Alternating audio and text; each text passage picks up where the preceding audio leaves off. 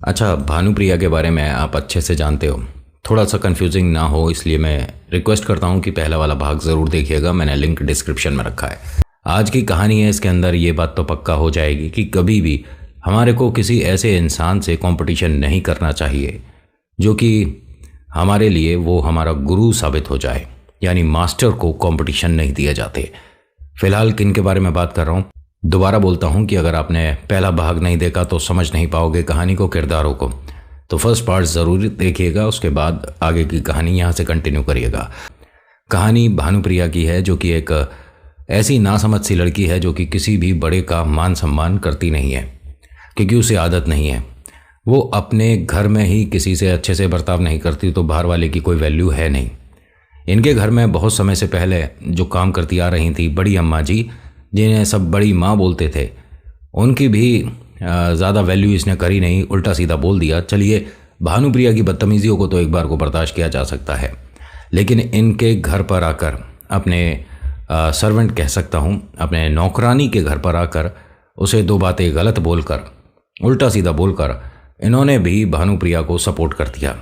ठीक है, हर मैया को अपनी बिटिया को सपोर्ट करना चाहिए, लेकिन गलत काम में कभी नहीं। किसी का मान सम्मान सबसे बड़ा होता है। अगर वो आपने किसी का ठेस पहुंचा दी तो उसके बदले में उसे भी आपको ज़्यादा वैल्यू देने की ज़रूरत रहती नहीं है। ख़ास तौर से जिनके बारे में मैं आज बताने वाला हूँ, इन दीदी का नाम गीतिका है। ध्यान से सुनिएगा, गीतिका कौन है पहले इनको आप समझ लीजिए। जो बड़ी माँ है, उनकी जो बहू है, उसका नाम गीतिका है। ठीक है, गीतिका ने अपनी सासू माँ से कहा कि मैया, अगर ये हमारे घर पलट कर कुछ आई और फिर से दोबारा से इन्होंने उल्टा सीधा आपको बोला तो अब मेरे को रोकना मत, क्योंकि आप भी जानती हो कि एक लिमिट होती है, एक सीमा होती है कंट्रोल करने की या अपना अपमान बर्दाश्त करने की। उसके बाद मैं अपना तो अपमान बर्दाश्त कर लेती, लेकिन वो आपके लिए बहुत गलत बोल कर गए। जब ये अपनी मैया से, मतलब अपनी सासू माँ से इस तरह से बोल रही थी, तभी इनके हस्बैंड और इनके जो ससुर जी हैं वो आते हैं। वो देखते हैं कि दोनों की आंखों में आंसू है, माहौल थोड़ा सा गर्मा गर्म है और समझ नहीं आ रहा कि बात क्या है। पूछा गया तो बताया कि बहुरानी आई थी, उनके साथ उनकी बिटिया भानुप्रिया आई थी और बस हमसे नाराज़ होकर चले गए। कोई बात नहीं, बड़े लोग हैं, ना जाने किस बात पर गुस्सा हो जाए। गीतिका ने कहा कि मैया, आप पूरी बात बताओ कि हुआ क्या है। पहले उन्होंने हमारा मान सम्मान मतलब अपनी ठोकरों पर रख दिया, उसके बाद घर में आकर थूक कर गई और कहती हैं कि नाक लगवा दूंगी अगर मेरे घर की तरफ दोबारा देखा। क्या कह रहे हो, मतलब इतना कुछ हो गया? ये बात इतनी कैसे बढ़ गई? इन्होंने जब सभी कुछ बताया गीतिका ने, तो इनके पतिदेव ने कहा कि एक छोटी सी बात मैं कहना चाहता हूं कि जो भी हुआ वो बिटिया देखिए ना समझ है, तुम इस बात को दिल पर मत लगाओ, गुस्सा मत हो। गीतिका ने कहा कि उसने मेरे लिए बोला होता तो बात समझ आती, मेरी माँ के लिए कैसे बोल दिया। और मैं आपको एक बात बता दूं, मैं सच में मैया की सौगंध खा चुकी हूं। अगर उन्होंने घर पर या बाजार में या कहीं भी दोबारा से मिलकर मेरी मैया से बदतमीजी कर दी तो मैं पूरे घर को नाच नचवा दूंगी। और ये मैं आप सभी के तीनों के सामने बोल रही हूं। मुझे रोकना या मेरे किए को रोक देना बड़ा भारी पड़ता है। और आप भी जानते हैं कि मैं दो मुख देवता की पूजा करती हूं। एक तरफ से तो सपोर्ट मिलेगा और दूसरी तरफ से मैं आपको समझाने के लिए बोल रहा हूं ये चीज़ कि नेगेटिविटी इतनी घर में भर जाएगी कि वो चलते हुए एक दूसरे का हाथ पकड़ेंगे। अकेले चलने में डर लगेगा। बस एक बार और उन्होंने अगर बदतमीजी करी तो भुगतना तो पड़ेगा। ये चारों आपस में बात कर ही रहे थे। घर का माहौल बिल्कुल ठीक नहीं है और ऐसे में गीतिका को संभालना बहुत बड़ी बात है। इनके घर का गेट बजा तो ये देखने गए कि कौन है। गेट पर ही उन्हें रोकने लगते हैं कि बस आप अंदर मत आओ, जो भी बात है मुझे बोल दो। अंदर गीतिका, पापा और मम्मी सब परेशान हैं। मुझे बताओ बिटिया, क्या बात है। ये गीतिका के हस्बैंड बाहर हाथ जोड़कर किससे विनती कर रहे हैं? भानुप्रिया से। वो वापस क्यों आई है? मतलब नहीं आना चाहिए था। वो अपनी एक फ्रेंड और एक अपनी कज़न बहन के साथ आई कि ज़रा मुझे आपकी वाइफ से मिलना है, मुझे आपसे बात ही नहीं करनी है। उन्होंने कहा बस अब जो भी हो गया बस जाने दो ना, आप जाओ, कोई बात नहीं, हम आपसे माफ़ी मांगते हैं। उन्होंने कहा माफ़ी तो पूरा घर मांगेगा। भानुप्रिया का ये शब्द मुझे खैर बोलते में बड़ा अजीब लग रहा है। कहती हैं कि माफ़ी पूरा घर मांगेगा, तू, तेरा बाप, तेरी माँ, सब मेरे से माफ़ी मांगोगे। उन्होंने कहा बिटिया ठीक है, मैं माफ़ी मांग रहा हूँ यहीं आपसे, लेकिन आप घर में अंदर मत आओ, बस ठीक है। उन्होंने ज़बरदस्ती सा करके गेट खोला और कहा कि पीछे हट जा, मालकिन का रिस्पेक्ट करने आना चाहिए। वो एक साइड हट गया और फिर इंतज़ार कर रहा था, अब ना जाने क्या ही होगा। ये घर में अंदर आई और उसके सामने आकर बैठ गई।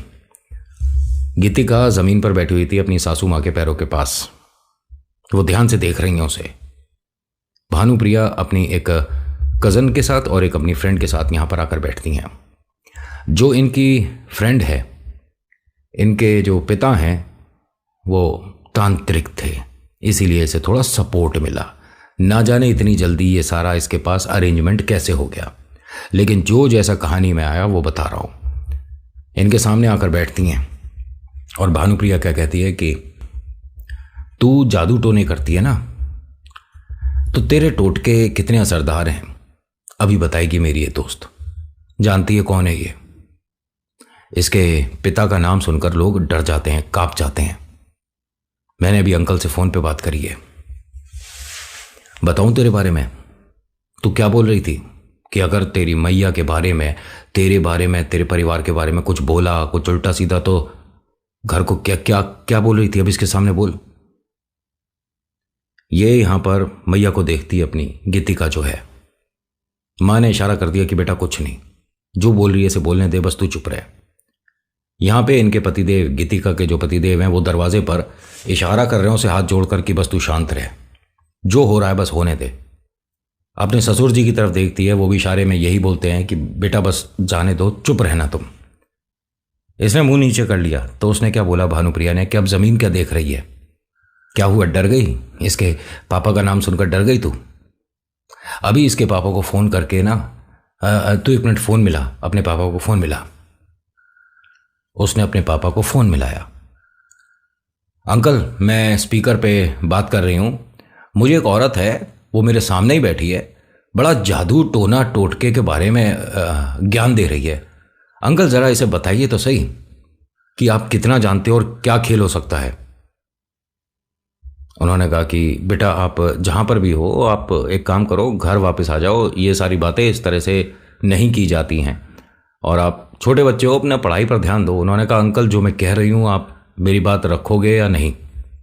उन्होंने कहा अब तो उसकी फ्रेंड है तो मैं बता देता हूँ कि जो भी मेरी आवाज़ सुन रहा है उन्हें मैं 6 घंटे की एक मोहलत देता हूँ। हमारी गुड़िया से माफ़ी मांग लो और अपने काम पर ध्यान दो, वरना मैंने अगर कुछ पढ़ा तो जो भी तुम सुन रहे हो, जो जो लोग सुन रहे हैं, उन सभी का नाम बस मुझे पता चलना चाहिए, उसके बाद मैं खेल दिखा सकता हूं। गीतिका हंसने लग गई। इसकी जो हंसी थी वो अब ये मानिए कि घर में जितने भी लोग थे उन सभी को भयभीत कर रही थी कि अब गीतिका संभाले से नहीं संभल सकती। हंसते हंसते वो इस तरह से हिलने लग गई। गीतिका फोन पर क्या बोलती है, क्या नाम है तेरा? उसने अपना नाम बताया। गीतिका ने कहा कि मैं अपना नाम तो बाद में बताऊंगी, पहले अपने गांव के बारे में बता दूं। उसने जैसे ही अपने गांव का नाम बोला, वहां से फोन स्पीकर पे से हटा और फोन बंद। ये बोल नहीं रहे, आपके जो मदद कर रहे थे, दोबारा मिला लो फोन।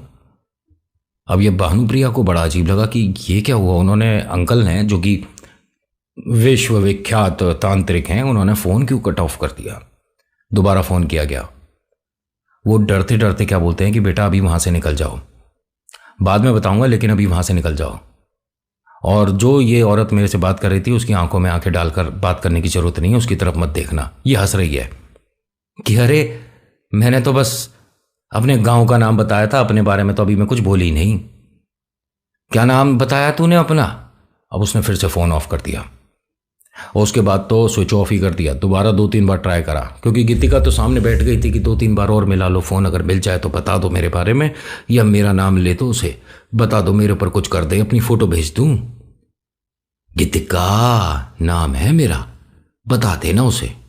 और हाँ, अगर वो कोई चीज़ मांगे तो एक काम करती हूँ, मैं अपना कोई पुराना कपड़ा दे देती हूँ, अपने बाल दे देती हूँ, सिंदूर दे देती हूँ, इन्हीं सब से तो करता होगा ये। पूछ पूछ, फोन करके पूछना। और ये और बता दियो कि अगर मैंने करा तो इनमें से किसी चीज की जरूरत नहीं है। यहां से खड़ी हो और निकल जा। हमारे घर में दोबारा अब आ गई तो मैं सच बता रही हूं तुम तीनों के सामने, तुम्हारे घर में एक एक को प्रेत दिखा दूंगी।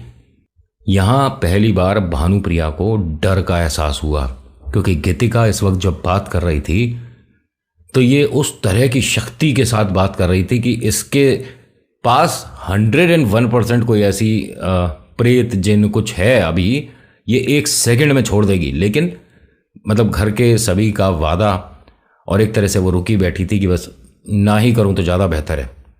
ये यहाँ से घर से बाहर निकली, उसने उन अंकल को घर पे जाके मम्मी पापा के किसी फ़ोन से फ़ोन करा। उन्होंने कहा बेटा ऐसा है कि उससे दोबारा मिलने की बात करने की ज़रूरत नहीं, और तुम उसे कैसे जानती हो? उस गाँव के किसी भी इंसान से आपको ज़्यादा नाता नहीं रखना होता, पता है कि वो कौन सा गांव है, क्या है। उन्होंने कहा अंकल वो हमारे घर पर काम करती थी और हमें आज तक तो पता नहीं था, लेकिन जिस तरह से वो बोली हमें लगा कि वो कुछ मजाक में टोने टोट कह रहे। उस गांव के लोग मजाक में टोने टोट के नहीं करते हैं, वो एक तरह की उनकी पूजा है। और दोबारा तुम्हें उस घर में जाने की ज़रूरत नहीं है, अपने काम से काम रखो। और तुम्हारे अभी कुछ एग्ज़ाम बचे हैं, है ना, बोर्ड के एग्ज़ाम है, उन पर ध्यान दो वरना पढ़ाई नहीं हो पाएगी। ये बोर्ड के एग्ज़ाम तक तो लड़की शांत रही, चुप रही। उसके बाद कुछ दिन की छुट्टियां मिलती हैं। अगले दिन इसने अपने आस पड़ोस में पता करना शुरू कर दिया कि कौन ऐसा है जो कि मेरी मदद कर सकता है, मुझे ये विद्या सीखनी है, मुझे उसे जवाब देना है। एक महिला मिली। इनके बारे में कहा जाता था कि ये कुछ शिक्षा तो देती है, लेकिन उसके बदले आपको उनके वो कार्य करने होते हैं जो वो आपको बताएंगे। मतलब वो जो महिला है, महिला ने पहला टास्क इसे क्या दिया, पहला काम क्या दिया, 8 चौराहों पर 8 लड्डू रखकर आने। ध्यान से सुनिएगा।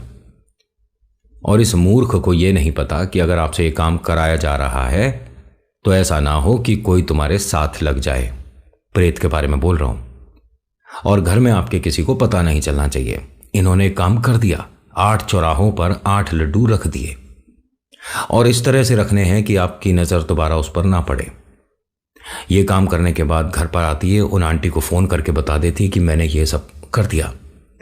आंटी ने बताया कि तुम्हारे को श्रृंगार करके सोना है आज, थोड़ा आप जैसे हम सुंदर से बनते हैं ना, थोड़ा एक्स्ट्रा लिपस्टिक, काजल, ये सब करके। तो उसने कहा लेकिन क्यों? उन्होंने कहा नहीं, मतलब जो कार्य है वो करना होता है, जो मैं बता रही हूँ वो करो। तुम्हारे को उसको कंपटीशन देना है ना, तो जो मैं बता रही हूँ तुम्हारे को, तो वो मतलब ऐसी हो जाएगी कि तुम्हारे आगे आकर हाथ जोड़ेगी, तुमसे सॉरी बोलेगी, माफ़ी मांगेगी। ये बड़ी खुश हुई। ये अपना थोड़ा सा मेकअप शेपअप करा और आराम करने लगी। माँ ने आकर टोका कि आजकल देख रही हूँ 3-4 दिन से तेरा थोड़ा नेचर बदल रहा है, और तू कोई एक्स्ट्रा ट्यूशन पढ़ रही है, तू भी और तेरी फ्रेंड श्वेता भी। कहाँ जा रहे हो, क्या ट्यूशन पढ़ रहे हो? उसने कहा मम्मी एक जैसे हाथ देखने की होती है, फेस रीडिंग का होता है, ऐसे ही एक कोई टीचर हैं, वो इन सभी चीज़ों में माहिर है। वो कहती हैं कि अगर आप डेली आते हो 15-20 दिन के लिए तो मेरा 6th सेंस जाग जाएगा। मूर्ख बना दिया घर वालों को। इसने ये नहीं बताया कि मैं कुछ सीखने जा रही हूँ, मतलब टोने टोट के सीखने जा रही हूँ। भाई साहब, आज रात इसे दुनिया भर के सभी भयानक और डरावने सपने आ रहे थे। सुबह के 4 बजे तक ये सो नहीं पाई, और 4 बजे इसकी आंख लगी, दोपहर के 1 बजे उठती है। इसे समझ नहीं आया कि ये कैसे हुआ या मेरे मन का वहम था। इसे जो चीज़ बोलकर कहा था कि सोना है आपको, मतलब अपने लेफ्ट और राइट हैंड साइड पर कुछ रखना है, तो वो चीज़ खराब मिली सुबह, जैसे कि उसे किसी ने छेड़ दिया हो। मतलब कि कोई इसके रूम में आता है नहीं। इसने घर में सभी से पूछ लिया कि मैंने जो यहाँ रखा था क्या किसी ने वो सामान हिलाया था? तो नहीं। क्या जो मैंने यहाँ पर नींबू रखा था उसे किसी ने आकर कट करा? नहीं। इनके घर में हल्का फुल्का डाउट होने लगा इनकी चाची को कि ये कुछ गलत पढ़ रही है, गलत कर रही है। देखिए, जब जो कोई नया व्यक्ति बिना किसी अच्छे गुरु के इन चीज़ों में आता है तो घर वालों के लिए बहुत बड़ी परेशानी का हिसाब किताब बन जाता है। इसे अगले दिन भी कोई काम बताया गया, इसने किया, और इस बार इसे कोई चीज़ दी कि ये अपने घर में रखनी है, जहाँ पर तुम सोते हो अपने बेड के नीचे इसे कहीं रख देना, छुपा देना। इसकी वजह से तुम्हारे आसपास कोई शक्ति हमेशा रहेगी, तुम्हें कोई परेशान नहीं करेगा। ये सब तो खैर मूर्खता है, ऐसा इंसान को नहीं सोचना चाहिए, क्योंकि आपको पूजा पाठ करनी है तो भगवान की करो, एक चक्र बने भगवान का, तो ज़्यादा शैतान का चक्र कौन बनवाता है। इसने वो चीज़ करी। आज रात इनके घर में वो खेल होना शुरू हो गया जो कि इन्हें अंदाज़ा भी नहीं था। घर मैंने बताया बहुत बड़ा है, घर में बहुत सारे लोग हैं। इनके घर में कोई भी इतना छोटा बच्चा नहीं है जैसे 4 महीने का, 5 महीने का। इनकी गैलरी में कोई 5 महीने का बच्चा जिस तरह से घुटने चलता है उस तरह से चलता हुआ एक कमरे से दूसरे कमरे में भागता हुआ गया, बहुत तेज। इनके घर में कोई पेट भी नहीं है, कोई डॉग वगैरह, कैट वगैरह नहीं है कि गलती से हमारे को लगा हो कि ऐसा कुछ हुआ है। सबसे पहली नज़र गई इनके चाचा चाची की कि अभी इस कमरे में कोई छोटा बच्चा क्या है। उसे देखने गए, कमरे में कोई भी नहीं था। उसके बाद धीरे धीरे धीरे हर किसी ने, पूरे घर में 2 बजे तक सबने महसूस कर लिया कि हमारे घर में कहीं से कोई छोटा बच्चा आ गया, उसे ढूंढो। सब लोग उसे ढूंढ रहे हैं। उसके रोने की आवाज़ आनी शुरू हुई। ये आ रही थी भानुप्रिया के कमरे में से। उसके कमरे को धीरे से खोला गया तो हाँ, बेड के नीचे एक छोटा सा बच्चा बिना कपड़ों के छुपा हुआ था। बेटा कौन हो, बाहर आओ। बच्चे बाहर आ जाओ। बच्चे ऐसे छुपते नहीं हैं। आप कौन हो बेटा, किसके साथ आ गए? ये सब लोग आ गए घर के। दरवाजे पे इस टाइम तकरीबन 3-4 लोग खड़े थे घर के, बाकी सब भी पीछे ही खड़े थे, लेकिन 3-4 जो कि ठीक दरवाजे के सामने खड़े थे। उस बच्चे को सब लोग झुककर देख रहे थे और बच्चा अधिकतर सभी को क्लियर दिख गया था। बच्चे का चेहरा थोड़ा सा बड़ा लग रहा था, नॉर्मल साइज से थोड़ा बच्चा चेहरे के हिसाब से बड़ा दिख रहा था। इस बच्चे ने इनकी तरफ 2 कदम हल्के हल्के से बढ़ाए। उसके हाथ आदमियों के से थे। पहले तो लग रहा था कि छोटा बच्चा है, लेकिन जब वो इनकी तरफ बढ़ा तो उसके आदमी वाले हाथ थे। चेहरा छोटे बच्चे का ही है, पूरा शरीर छोटे बच्चे का है, लेकिन सिर्फ उसके हाथ एक बड़े आदमी के जैसे, 40-45 साल की कोई उम्र का आदमी हो उसके जैसे हाथ है। घुटने चलता हुआ इनकी तरफ आ रहा था। इनकी रसोई से न जाने क्या किसने बर्तन इतने सारे एक साथ गिरे। सभी का ध्यान किचन की तरफ गया, फिर दोबारा उस तरफ देख रहे हैं तो वो तो नहीं है, लेकिन बेड के पास नीचे भानुप्रिया बैठी हुई थी। अभी तक तो ये सो रही थी और वो लोगों को डिस्टर्ब भी नहीं कर रही थी, वो तो आराम से सो रही थी। लेकिन जब ये तीनों लोगों ने पलट कर देखा है तो भानुप्रिया उस जगह बैठी हुई है। इसके कमरे की लाइट वगैरह ऑन करी, उससे पूछा कि यहाँ जो भी बच्चा था कहाँ गया? तो उसने कहा बच्चा तो कोई भी नहीं था। इनके घर में बाहर जो सिक्योरिटी में बैठते हैं भाई साहब, उन्हें बुलवाया गया। आप कहीं गए थे क्या खाने वाने के लिए? उसने कहा नहीं। वॉशरूम वगैरह गए हो? कह रहा मैं वॉशरूम गया था, लेकिन हम 2 जने हैं गेट पर, एक जाता है तो दूसरा यहाँ रहता है। क्या हुआ साहब बताइए, हमारे घर में कोई आया था? नहीं कोई नहीं आया। नहीं कोई बच्चा छोड़ कर गया है क्या? बच्चा नहीं, हमारे घर में कुछ अजीब सा महसूस हो रहा है और हमें समझ नहीं आ रहा कि ये क्या हो रहा है, और कोई आए तो प्लीज़ ज़रा ध्यान रखना। उन्होंने कहा बिल्कुल सर, हम काम ही यही है, आप निश्चिंत होकर आराम करिए। ये सब लोग अंदर आए। इस वक्त किसी की भी हिम्मत नहीं थी कि सो जाए, आराम कर ले, क्योंकि सबके चेहरे के हाव भाव देखकर पता चल रहा था कि डर किसे कहते हैं। अभी तो हल्की सी झलक थी, ये तो बहुत छोटा सा खेल था, अभी और भयंकर होगा। सभी लोग कमरे में थे सिर्फ भानुप्रिया को छोड़कर। वो जो महिला है उसने 3 कागज दिए थे कि कभी भी घर में कुछ अजीब लगे तो इन 3 कागज को पढ़ना। वो अजीब लगने के लिए नहीं था, जो घर में आ गया उसे और ज़्यादा मजबूत करने के लिए थे वो 3 कागज। इसने पढ़ना शुरू कर दिया। जब ये पढ़ रही थी तो इसमें कहीं ना कहीं भानुप्रिया के माध्यम से गीतिका को परेशान करने का भी कुछ लिखा हुआ था। गीतिका को वहां पता चल गया। उसने आके अपनी सासू माँ से कहा कि मेरे लिए पढ़ रही है, बताओ क्या करूं। मैया ने कहा कि कौन पढ़ रहा है तेरे लिए। उसने बता दिया। देखिए, जो ये सच में बहुत ज़्यादा विद्या रखते हैं नाम नहीं खोलते, लेकिन जब ऐसी बात आ जाए ना तो भैया ये तो माँ बेटी हैं, सास और बिटिया बहू जो है माँ बेटी जैसी हैं, तो उसने नाम बता दिया। वरना नाम खोलते नहीं हैं लोग, बस बता देते हैं पहला अक्षर या बता देंगे कि आपके घर का है जो आपके लिए पढ़ रहा है या किसने आपके लिए किया है। तो हंसकर कहती है कि भैया वो पढ़ रही है मेरे लिए। लेकिन उसे पता नहीं है कि वो जो आगे पीछे पढ़ रही है वो तो उसके घर से ही शुरू होगा। क्या करूं, वापस फेर दूं? माँ ने कहा कि नहीं कोई बात नहीं, मुझे भी पता है कि वो तेरे पर क्या कर पाएगी और तू भी जानती है, तो छोड़ कोई बात नहीं। कहती है लेकिन ये इसकी मदद कर कौन रही है ये नहीं दिख रही। एक औरत है जो इसके साथ है, जो मदद कर रही है, मुझे उसका चेहरा नहीं समझ आ रहा। अगर ये हमारे गांव की हुई तो बात बहुत बिगड़ जाएगी।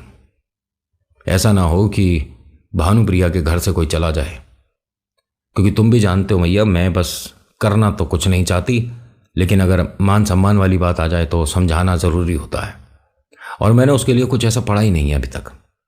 मैंने बस हल्की सी भनक दिखाई थी उसे कि कुछ जानती तो मैं भी हूं, लेकिन ये तो मेरे लिए पढ़ रही है।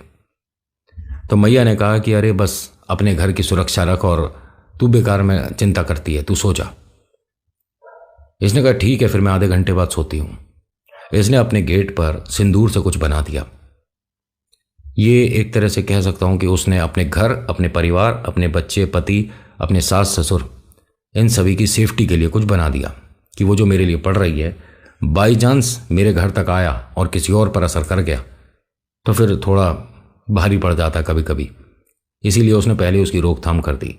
और हाँ, इसकी रोकथाम इतनी असरदार हुई कि जो उसने पढ़ा वो कंप्लीट नहीं हो पाया। जब ये कमरे में पढ़ रही थी तभी इनकी जो चाची हैं वो आ गई इसे बुलाने के लिए कि सब लोग कॉफ़ी पी रहे हैं, तू पिएगी? तो देखती क्या है कि उन्होंने कैंडल जला रखी थी भानुप्रिया ने। कैंडल की रोशनी में बाल बिखरे हुए हैं और हाथ में वो कागज़ और इस तरह से पढ़ रही है, पता नहीं क्या बोल रही थी। चाची आकर उसे देखकर एकदम डर गई, फिर रूम की लाइट ऑन करती हैं। जब ये पलट कर उन्हें देख रही थी तो भानुप्रिया की आंखें बिल्कुल वाइट। चाची ने एकदम से तेजी से चिल्लाकर भानुप्रिया की मम्मी और पापा को आवाज दी। वो भागते हुए आते हैं, देखते क्या है कि ये क्या कर रही है तू, और ये सब हटा, मोमबत्ती वगैरह हटा दी वहां से। उसके जो कागज़ हैं वो देखती हैं कि ये सब क्या है। तो वो रेड पेन से या किसी और चीज़ से लिखा हुआ था और कुछ हिंदी में था, कुछ अजीब सी कुछ लैंग्वेज थी, पता नहीं क्या, कुछ साइन थे, कुछ बना रखा था। ये सब क्या है? तो हंसकर भानुप्रिया कहती है कि तुझे क्या लगता है क्या है? ये अपनी माँ से कह रही हैं और हमारे बीच में आने की ज़रूरत नहीं है। चलो आप सब जाओ, मुझे किसी से कोई बात नहीं करनी, जाओ यहाँ से। पापा ने कहा लेकिन बेटा ये है क्या? ये तुझे कहाँ से मिला कागज़ और तू क्या कर क्या रही है? और इसमें 2 जगह 3 जगह तूने ये गीतिका का नाम क्यों लिखा हुआ है? क्या कर रही है तू? उसने कहा मैं तुझे बताना ज़रूरी नहीं समझती, अभी जा यहाँ से, क्योंकि अभी 2 बार और पढ़ना है, उसके बाद ही मैं इस कमरे से बाहर जा सकती हूँ। पापा ने कहा कि 1 मिनट दिखाओ ज़रा। वो कागज़ लिया, उसके सामने इस तरह से फाड़ दिया और वहीं फेंक दिया। ये हंसती हुई क्या कहती है कि इससे क्या होगा, मैं पढ़ नहीं पाऊंगी। अब इसने वो जो कागज़ पर लिखा था तेज तेज बोलकर पढ़ना शुरू कर दिया और इसे बस 2 बार और पढ़ना था। जितनी बार बताया था, जो इसे बताया था वैसा वो कर चुकी थी, अधिकतर सारे सामान के साथ कर चुकी थी। ये तो बस एक लास्ट था जो ये कर रही थी। जैसे ही इसने करना कंप्लीट करा, उसके मतलब विद इन ए सेकेंड इनके घर में एक छोटे बच्चे के रोने की आवाज़ तेज तेज आनी शुरू हो गई। इन सब के हाथ पैर ठंडे होने शुरू हो गए कि ये कर क्या रही है। और उस बच्चे की आवाज़ रोने की इतनी तेज़ और यहाँ ये हंसे जा रही है। कमरे में इस तरह से गोल गोल घूम रही है और वो बच्चे की आवाज़ रोने की तेज़ हो रही है। घर के सभी लोग इस कमरे के अंदर आ चुके थे। मैंने बताया ना, इस घर में 27 लोग, सब लोग इस कमरे के अंदर थे और हर कोई इसे देखकर डर रहा था। भानुप्रिया बस रुक जाओ बेटा, क्या कर रही हो तुम, ये सब मत करो भानुप्रिया, ये सब मत करो। तो इनके पापा ने बोला कि एक काम करो, बड़ी माँ को और गीतिका को बुला कर लाना पड़ेगा, क्योंकि हमारे घर पर ऐसा लगता है किसी ने कुछ कर दिया है और उन्हें यहाँ पर बुला कर लाओ, वो मदद करेंगे। अधिकतर घर के सभी लोग जानते थे, लेकिन उन्हें यह भी पता था कि हमारे घर के लिए कभी वो नहीं पड़ती थी। जिस भी गांव की है वो गुड़िया जो है, सबकी मान सम्मान रक्षा सुरक्षा हमेशा वो सिराकों पर रखती थी, सबसे प्रेम से आदर से बात करती थी। वो शिव चालीसा जब घर में होती थी तो सबसे ज़्यादा बढ़ चढ़ कर आगे आकर वो हिस्सा लेती थी। हनुमान चालीसा वो अच्छे से पढ़ती थी और वो कभी भी मतलब भगवान पहले प्रेत बाद में, प्रेत पहले भगवान बाद में, ऐसा कभी नहीं करती थी। वो हर बार कहती थी कि भगवान सबसे पहले हैं और ये सब तो उनके एक तरह से कह सकते हैं कि शिष्य हैं, ठीक है। लेकिन जैसे ही इन्होंने बोला ना कि भानुप्रिया कंट्रोल में तभी आएगी अब जब यहाँ पर गीतिका और उसकी जो सासू माँ है वो आएंगी, बड़ी माँ को बुलाना पड़ेगा। ये एकदम अपने पापा को ध्यान से देखती है और फिर गुस्से में घुर्राते हुए इनकी तरफ आती है और बोलती है कि उसे बुलाएगा तो जो रो रहा है ना, ये घर में किसके गले को पकड़ लेगा पता भी नहीं चलेगा। पापा ने कहा कि बेटा ऐसा है, तू किसी और की भाषा में बोल रही है, ये तू नहीं कोई और ही है जो कि तेरे माध्यम से बात कर रहा है, तू शांत हो जा। एक काम करो, गाड़ी निकालो और बड़ी माँ को और गीतिका को बुला कर लाओ, घर पे कोई समस्या है। इन्होंने कहा तेरी समझ नहीं आ रही है, भानुप्रिया बोल रही है ये। हाँ ठीक है, हमें कुछ समझ नहीं आ रहा है, इसे इस रूम में छोड़ दो और बाकी सब बाहर चलो। इसको इस रूम में छोड़ दिया। एक गलती करी कि इसके पास फ़ोन भी छोड़ दिया था। इनकी मैया दरवाजे पर ही खड़े होकर सुन रही थी, तो ये चीज़ हमें और आप सबको पता चल रही है। इसने तुरंत उनको फ़ोन मिला दिया जिनकी ये शिष्य है। उसने फ़ोन भी उठा लिया और उसने कुछ वहाँ से बोलना शुरू करा इनके घर वालों के नाम लेकर। इनके घर में 6 गाड़ियाँ हैं, ध्यान से सुनिएगा, 6 गाड़ी। किसी गाड़ी की चाबी नहीं मिल रही थी, कोई गाड़ी स्टार्ट नहीं हुई, किसी गाड़ी में कोई प्रॉब्लम। 6 में से कोई सी भी गाड़ी ऐसी नहीं है जो कि स्टार्ट हो गई। मजबूरन इन्हें स्कूटर निकालना पड़ा घर में। स्कूटी पे जो इनके चाचा हैं वो जाते हैं, 15-20 मिनट बाद वापस लौटते हैं तो देखते क्या उनके हाथ वगैरह पे स्क्रैचेस हैं। कहते हैं ना जाने सामने एकदम से गाय आ गई या सामने भैंस आ गई, क्या था समझ नहीं आया। जब मैं गिर कर उठा हूं तो कुछ भी नहीं था सामने। मेरी तो हिम्मत है नहीं। आप इस काम में 3 लोगों ने ट्राई करा, कोई भी नहीं पहुंचा उनके घर तक। हंसकर भानुप्रिया कमरे के अंदर ही क्या बोलती है कि अरे किसी और को भी भेजना हो तो भेज कर देख ले, इतना ज़्यादा असर कोई नहीं कर सकता इतनी जल्दी। यानी भानुप्रिया के जो टीचर हैं ये भी कोई कम विद्वान नहीं है, ये भी बहुत कुछ जानती है, तभी तो इतना ज़ोरदार खेल चल रहा है घर में। एक कमाल की बात बताऊं, भानुप्रिया के मम्मी के मोबाइल पर गीतिका का फ़ोन आया।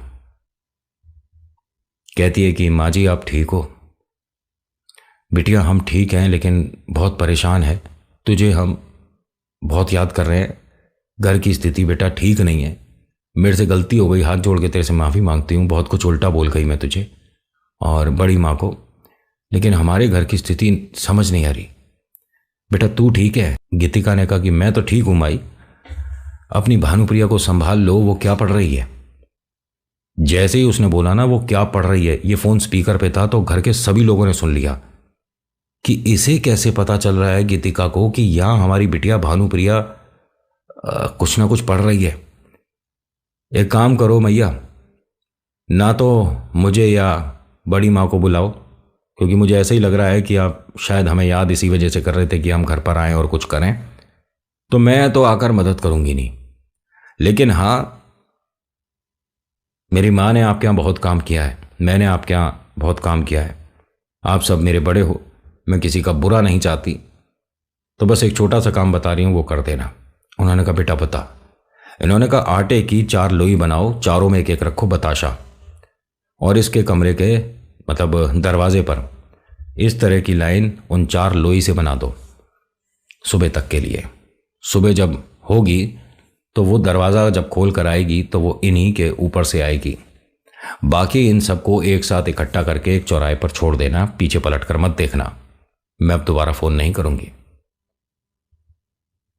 स्पीकर पे सभी लोगों ने जब ये सुना तो हल्का सा मन में डर बैठ गया कि हमारे घर में ये हो क्या रहा है।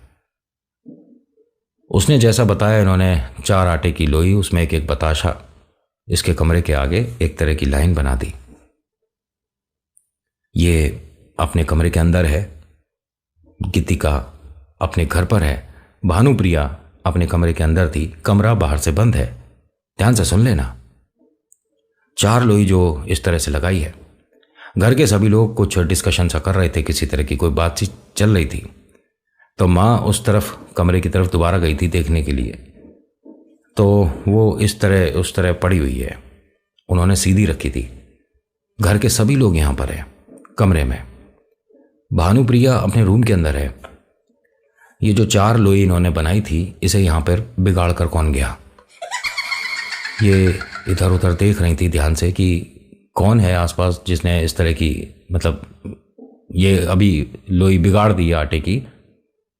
तो वही छोटा बच्चा सामने कमरे में बेड के नीचे से इन्हें झांक रहा था। दूसरे कमरे के बेड के नीचे वो झांक रहा है इन्हें।